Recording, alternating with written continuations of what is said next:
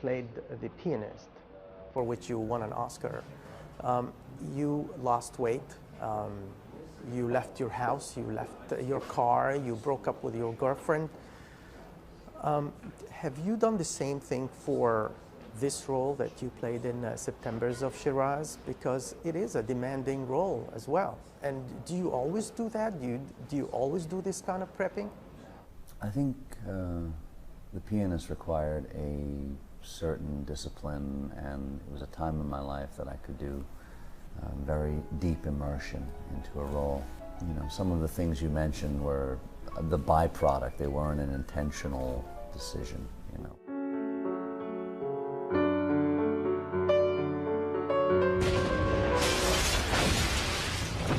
I did everything in my power to feel a sense of disorientation and lack of a sense of home to come home to, feel more identified with the character.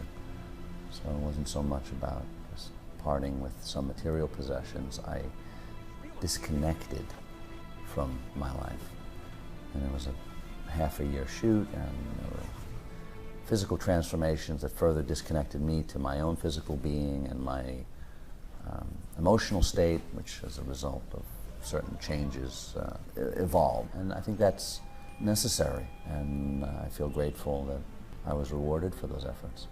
This film required a great deal of immersion as well. My responsibility is to connect to the truths of the state of being and the transition that the character undergoes, and embodying all of the shift in that time period in Iran and the social unrest and the political change, but really a man being ripped from his family and not treated with dignity and trying to retain his dignity, and the false accusations and the hostility and the violence inflicted upon him. Those are very challenging and require research and kind of emotional preparation to open up to a sensitivity to that. Yeah, because you transformed into a completely different culture that I believe it was an alien culture to you. So it does. I have to educate myself about those things, and that's a beautiful part of my work, to understand different cultures. And I think what resonates with me more than anything is the universality of that suffering. Yeah, but what your character goes through, we can see it now in front of our eyes every day on the news. I don't know if you follow the refugees crisis. Of course. So every character of those guys goes through what you went through in the movie.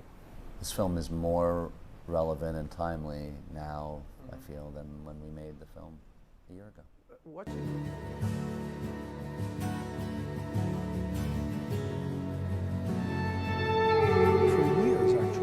Scorsese as a kind of distant persona. Oh yeah. And he was a sort of hero, I think, for you. Oh yeah. Yeah, and De Niro too, both of them. So when you did Age of Innocence, which is when you first worked with Marty, yeah. Do you remember your first impressions when you met Marty for the first time? You just want to pick him up and cuddle him. Now, and luckily Marty is of a height where you could do that, actually. And so how did he react when you cuddled him? Is he not the most accessible man that you ever met in your life? I mean, that is a great lesson to learn from a master. You're working with a master, and I don't use that word lightly. There are very few of them, and he's one of them. But some people don't understand that he puts his very soul into the work that he's doing. That for him it is a calling. And I was just going to say that to meet a master who remains so open and vulnerable to every encounter, I mean, that is a remarkable thing. I read that after you had done, I think it was The Boxer, that you retired from film. And you went to Italy, and that you spent years working as a carpenter and as a cobbler. Did I get that right? My lips are sealed. But then what I read was that Marty wanted you to come back here because he wanted you desperately for Gangs of New York. And Marty told me this. He said Leo and I had a way to bring him back to New York. Is that true? I can't, well, well, I did get here, so I guess they must have done, but I can't remember what it was. But, you know, he's doing himself a disservice, quite honestly, because Martin is a mighty man, and you don't circumnavigate him. You know, if he asks you to do something, the tendency is that you want to do it. And you know, I wanted to meet him and talk to him about this face on, not just have a phone conversation about it. And he'd already told me the story on the phone by then, and you know, he had his hooks in me before I came over to meet him. But the thing that I most needed to know, because I've been out of the game for a while, for my sake, I suppose, firstly, but also for his, whether halfway through the shoot I'd be looking for the escape hatch, because I knew it was going to be a long haul. When you were in the process of this shoot, was there ever a moment when this misgiving resurfaced? Did you ever stop and just say to yourself, I'm not sure I can do this? I think it was usually around 3 o'clock every afternoon. On a regular basis then. But it's an extraordinary character that you made there. But you never know, you see, you just never know. I mean, if you're doing the work, how to put it? If you think you know, then something's not quite right. You cannot tell. And I suppose the further out on a limb you are, the further there is to fall. And that sense of precariousness is something that you have to live with, and you better get used to it. But the work, you see, the work itself brings you back. These are moments we're talking about, moments of almost obliterating self-doubt, which every single person on the cast and crew, you see.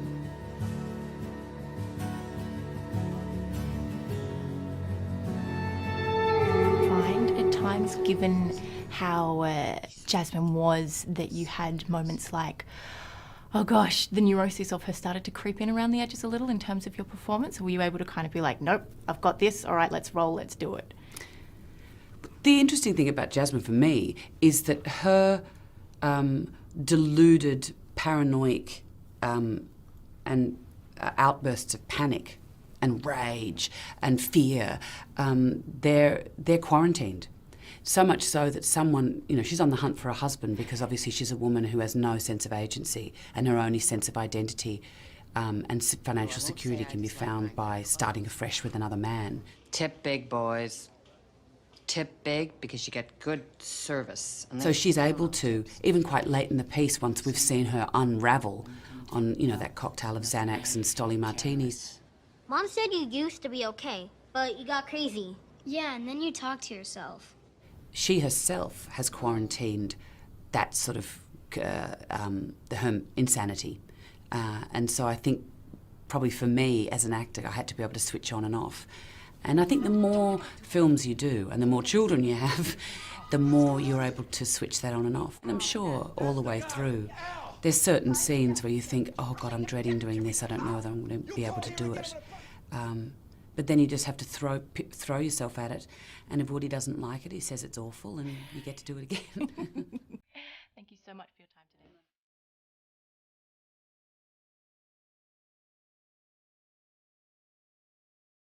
Oh, yeah. Louisiana. I was born in Memphis, Tennessee. I had a long haul from where I came from to here, but here we are. Right. So the proof of the pudding is in the eating, and here we sit at the dining table. But it's hard to, when you say that to some people, because they say, oh, there you go with a pull yourself up by the bootstraps thing, and, you know, you're just being respectable. Not everybody can do that. Well, everybody can. Everybody doesn't. Courage is the key to life itself. There are a lot of people who are born in situations where they say, well, I'll never get out of this. So they won't. I say to people who say, well, I would like to have done so and so and so. So, well, you could have done it. So, well, I couldn't get out of here. Man, the bus runs every day. You're exactly right. Yeah. If you can conceive it in your mind. If you can think of it, you can do it. That's the human condition. If we can imagine it, we can do it. Right. And I think that's the condition of each individual human. Right. So the whole thing, especially the president and Democrats now are talking about income inequality, and that's basically what, when you talk about the richest 85 people on the planet, right? Yeah. It's income inequality. Do you think that's, looking at, what's happening in the news now, is that a good idea? It's a great idea. It is the greatest idea. We have a much more vibrant society when we don't have such a vast chasm between the haves and the have-nots. We need that middle ground that we call the middle class, the people who buy everything, people who use the products that the rich are creating, if they're creating anything other than wealth, right? Right. So it's what's happening with the Chinese economy right now. They're changing their whole outlook because they need consumers. Yeah. And without a middle class, you're not going to have consumers. You're not going to have it at the level that we normally would have it. So can I go back to, because I thought what you said was fascinating, because you called it bull when you said people can't, pull themselves up. Do you think that race plays a part in wealth distribution, or either a mindset that you can't Today? or cannot? Yeah. No. You don't? No, I don't. You and I, we're proof. Why would race have anything to do with it? Put your mind to what you want to do and go for that. It's kind of like religion to me. It's a good excuse for not getting there. Yeah. I said, and it's probably get me in trouble, but I said to some of my colleagues recently, so I know that it's an issue, but it seems like every single day on television I'm talking about race, and it's because of the news cycle, it's in the news, but sometimes I get so tired of talking about it, I want to just go, this is over, can we move on? And if you talk about it, it exists. Right. Yeah. It's not like it exists and we refuse to talk about it, but making it a bigger issue than it needs to be is the problem we have. So I understand you.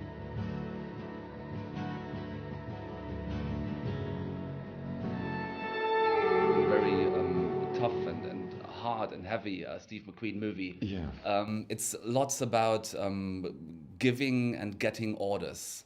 How do you get along with giving or getting orders? I have a healthy disrespect for authority, but I'm an obedient citizen to an extent. I feel kind of uncomfortable about giving orders, but yeah, if the situation requires it, if things need to happen, then yeah, I guess give a polite request rather than an order. I mean, I'm not in a military hierarchy or some kind of social dystopia like this film portrays. So yeah, I don't really give orders in my life. I ask people if they can help me out. So you could say the character you play, that Master Ford, is maybe the good guy among all those bad guys in an evil world. How would you describe him? You could if you were looking for sort of two-dimensional cookie cutter kind of definitions, because for my mind, a Christian man who preaches the word of God, in amongst which one of the most sacred tenets is that God created all men as equals, is a hypocrite, a moral hypocrite, resoundingly to his core compromised individual, because he's using human beings as a reason to solve his economic plight. He's in debt, so he sells Solomon on. And I don't think those are the actions of a good man. He may not be ready with the whip hand. He may treat them with a little bit more reverence than the people they're handed on to, but he still owns people as slaves and makes them work for nothing on his plantation. So a good man in a bad world? Not really, no. And when push comes to shove, he sells someone that he holds dear because it's easier for him, and that's not what a good man does. A good man makes sacrifices, and he doesn't. What makes me such a big fan of yours is the fact that you seem to completely disappear in the roles in the characters you play. No matter if it's Sherlock or Julian Assange or whoever you play, we don't see you anymore. Thank you. Is it something you would say that one could learn, or is that something, I don't know, I don't want to say a God-given gift or something, which you just have to have? Oh, I think you could definitely learn that. I mean, some of it you start to have to feel, but even that sort of intuitional, emotional kind of feeling, you can learn that by practice. I think you know when something's working, and the rest of it, yeah, no, absolutely. I'd never say that this was some kind of exclusive gift for. I think, you know, it's rather like saying that I do believe that everyone has a painter or a drawer in them, or a musician, as well as something as. I mean, all of us role play. All of us sort of disappear to a varying degree in different forms of our lives. You know, whether it's the private or public face that we have, and. Yeah, I think that makes us all capable of being actors. I don't think it's the exclusive preserve of those of us lucky enough to call it a living, you know. And if you get elected amongst the 4 most sexiest men alive, well, what does this give you? A big smile, a big shit-eating grin. I mean, it's just, it makes me laugh. It makes me a bit embarrassed. Shouldn't really touch it.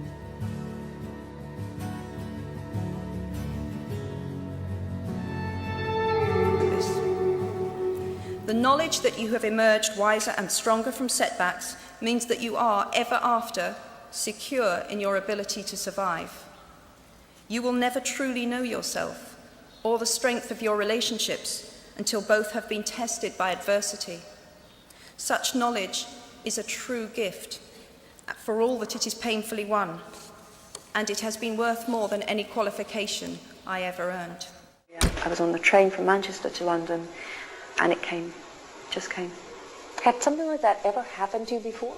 Yes, truthfully. I mean, other ideas had just come to me, because I think if you're a writer and that's what you spend a huge amount of time doing, ideas do come to you.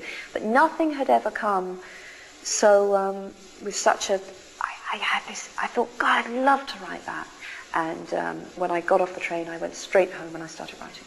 It is one of the amazing and wonderful things about literature, as about film and music, is it's utterly subjective.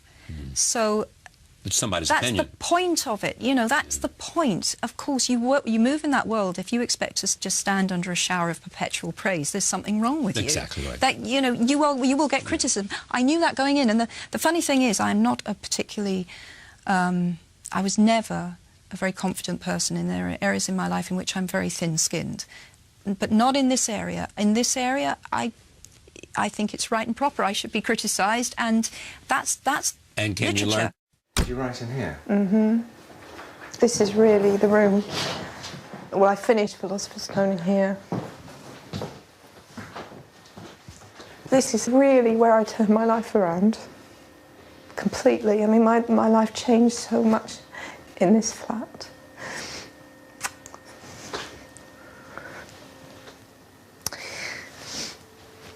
I feel I really became myself here, in that everything was stripped away. I'd made such a mess of things, but that was freeing.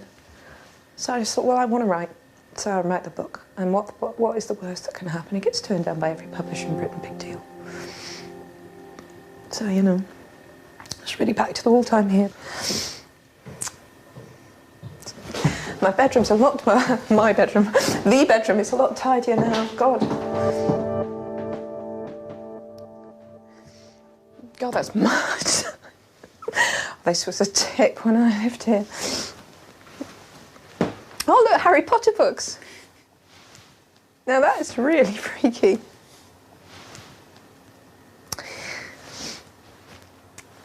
And for years now, I felt like if it all disappeared, and some days I do feel like, is it real?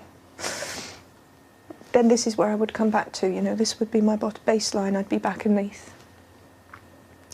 And obviously, if I'd known that 10 years, well, was it, yeah, 10 years on, I'd come back here with a film crew and there would be my published books in someone else's bookcase in this room. I mean, it's really incredible to me. It really, I mean, yes.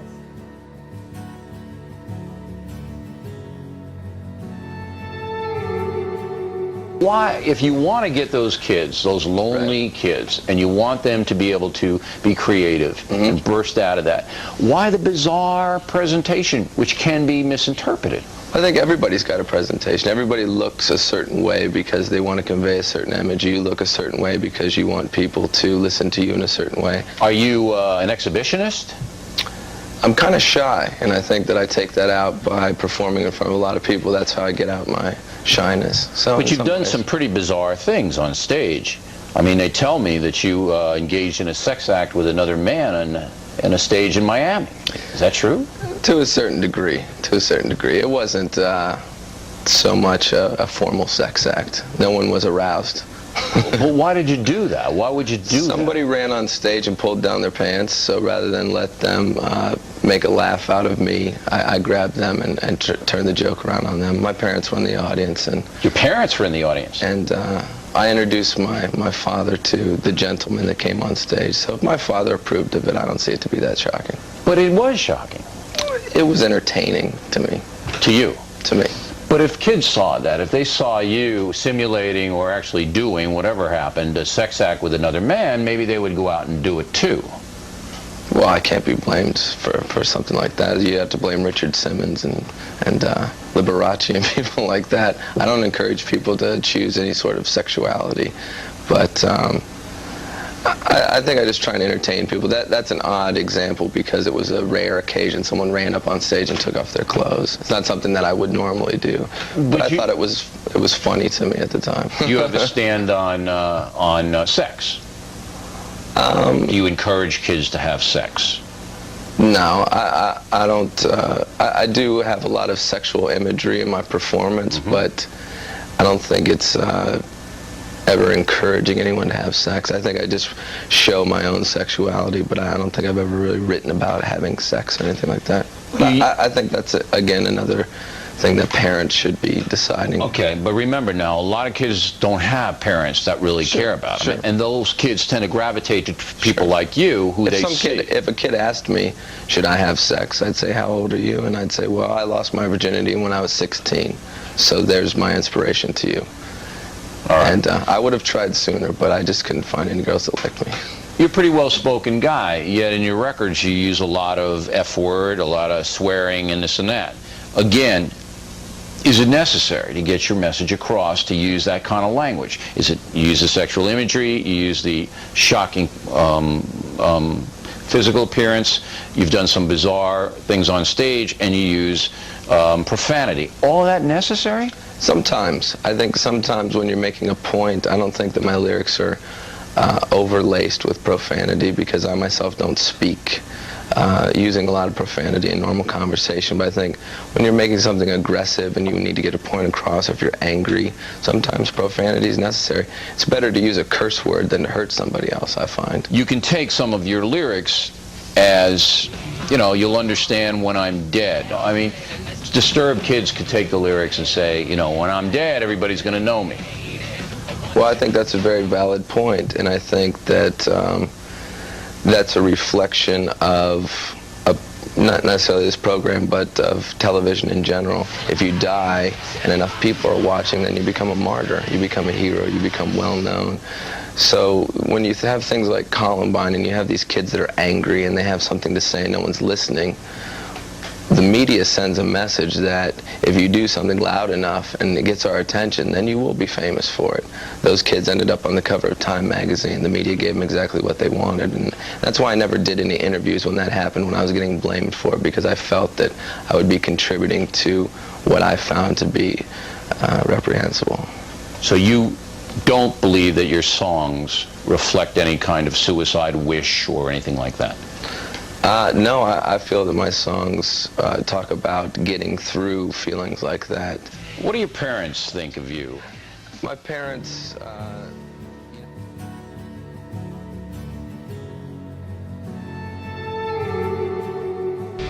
Either a kid or a preteen, I think it started from the hypocrisy of the denial of the Armenian genocide within a well-known democracy. Was it really the first issue that... Yeah. And that's because it's a personal issue. My grandparents both were survivors, and you know, so I thought, geez, if something like this is denied because of geopolitical expediency or economics, and how many other truths are there that we need to know about? Liberation struggles, human rights issues, labor issues, environmental issues, and start opening my eyes and doors to all these other causes.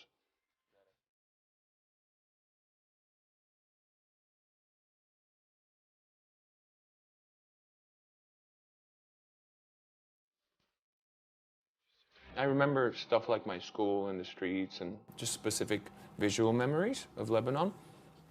But I also remember the last few months where the schools were closed down and we couldn't we couldn't leave the house because there were bombs going off everywhere. And you can hear bombs falling in the sky. And it's a memory that doesn't leave you ever. If you've ever experienced that, whether you're in Eastern Europe or anywhere you've been in the world, if you ever hear a bomb fall, it's something you will never, ever forget. And I think it makes you less likely to ever allow your own government, for whatever reason, to drop bombs on another nation or people.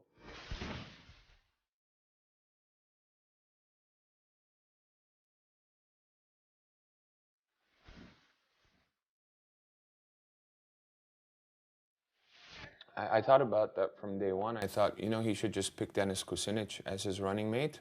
That way, no one would kill him, because otherwise the most leftist person in American politics would become president. That's a way of securing your own life. I mean, that's why nobody killed Bush, because Cheney would become president. That's even scarier, right? Okay. I guess I shouldn't be saying these things, but anyway, you know what I mean. Yeah. Just logically speaking.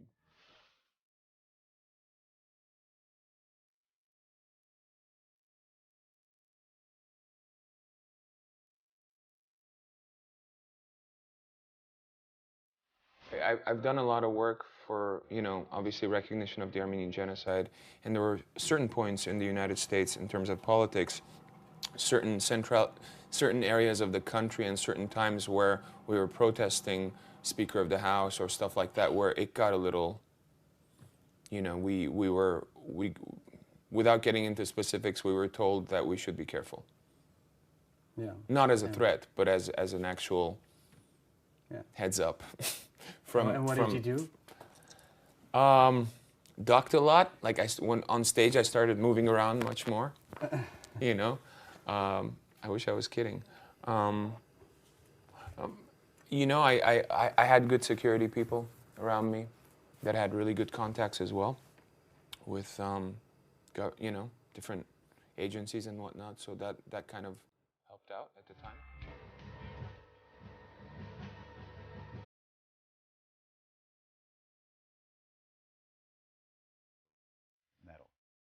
One of the first songs I probably remember really falling in love with had to probably be Do You Really Want to Hurt Me by Culture Club. And so I guess I figured out I was pretty emo pretty early in my life, but I just really connected with that song as a kid. I was just like, whoa. For one, I was like taken back by like this man's look. You know what I mean? I was like, what is that? Is that a girl? Is that a boy?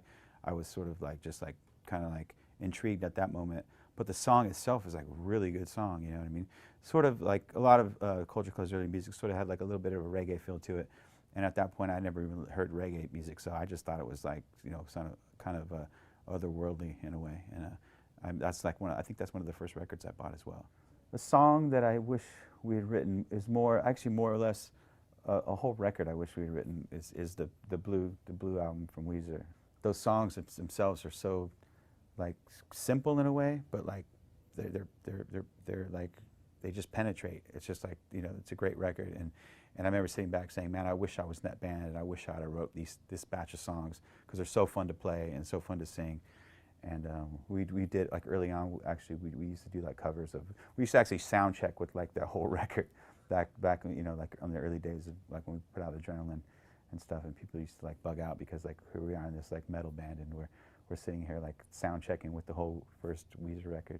So a song that makes me want to dance all the time. I mean, there's a lot of those, I guess, but one song that every time I hear it, it just like I start shrugging my shoulders. It's a song by the Outkast.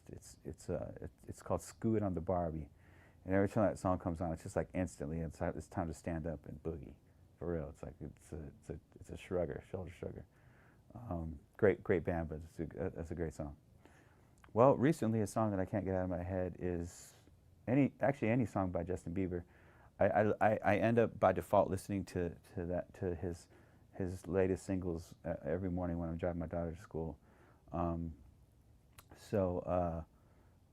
most recent one's probably "What Do You Mean?" and it's just replays in my head all day long. I hear it one time in the morning, and it's like the rest of the day I'm stuck with it, which I don't really mind too much. I mean, I don't got pretty loud before we play.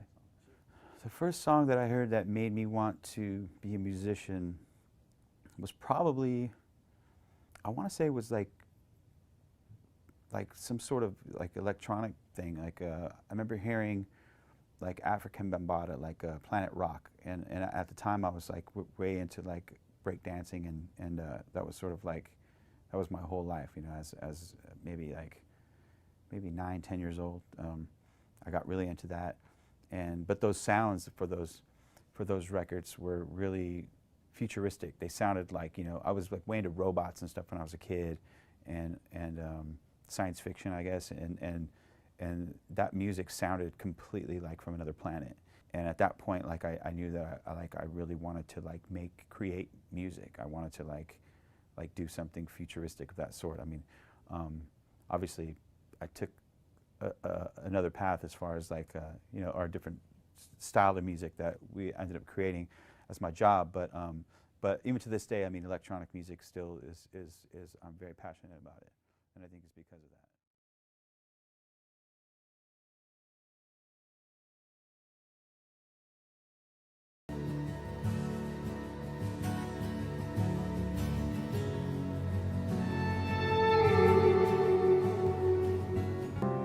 What made you feel you wanted to do something on your own?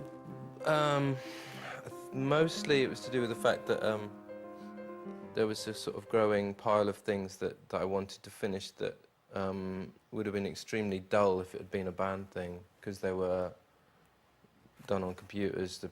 You know, it was all programming, and it wouldn't have really made sense to sit around with all 5 of us gazing at a screen.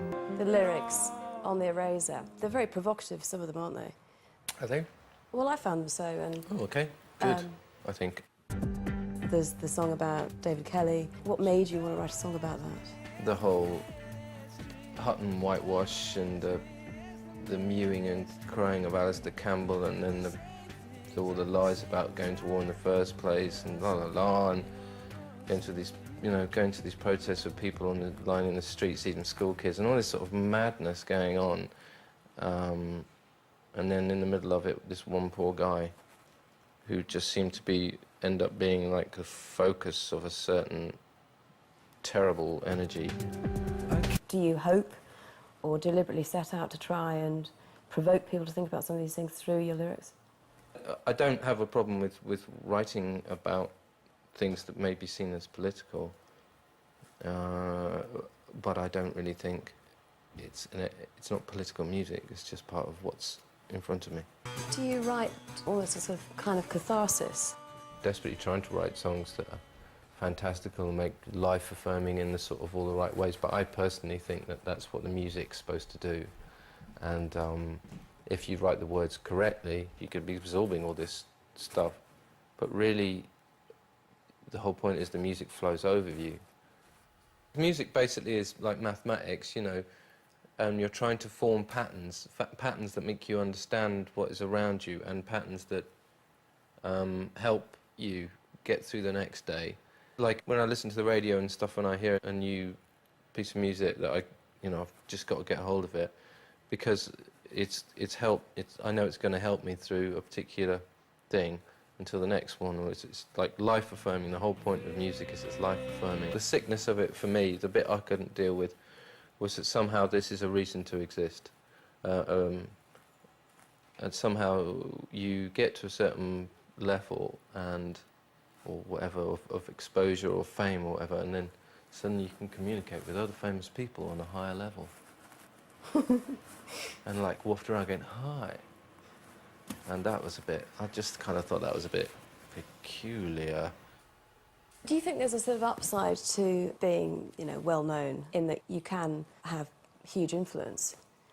I don't think you do. I think all you do is you turn on the media that week for 20 seconds to something, and then they turn on to the next thing. I don't think you have influence as such. All you do is that, and then that might get someone to sort of vaguely rethink about one little thing. But there's, I don't think. I think people are perfectly capable of making their own decisions, and God help them if they listen to me. If you could pick one song that you'd like to be remembered by, what How would to it be? Disappear, off Kid A. Why? Because it's the most beautiful thing we ever did, I think.